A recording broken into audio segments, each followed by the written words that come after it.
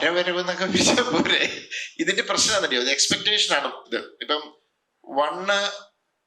ദൃശ്യത്തെ കുറിച്ച് പറയുകയാണെങ്കിൽ 1 ഒരു സ്ക്രിപ്റ്റിംഗ് പാറ്റേൺ ഉണ്ടായിരുന്നു.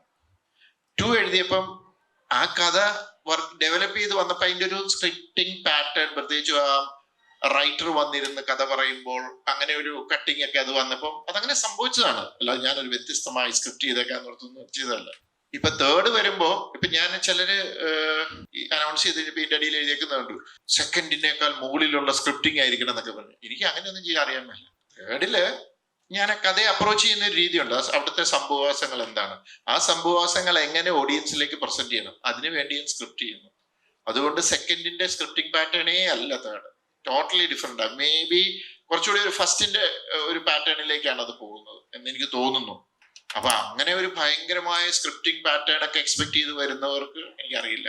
അതുകൊണ്ട് അതധികം പ്രതീക്ഷിക്കാതെ വരിക. ജോർജ് കുട്ടിയുടെ കുടുംബത്തില് ഇനി എന്തെങ്കിലും പ്രശ്നങ്ങളുണ്ടോ, അവിടെ ഇപ്പോൾ എന്താണ് സംഭവിക്കുന്നത്, 4.5 വർഷങ്ങൾക്ക് ശേഷം അവിടെ എന്ത് സംഭവിക്കുന്നു എന്ന് അറിയാനുള്ള ഒരു ആകാംക്ഷയിൽ വരിക. അതിനപ്പുറത്തേക്ക് വലിയ പ്രതീക്ഷയോടെ വരാതിരിക്കുന്നതായിരിക്കും നല്ലത്.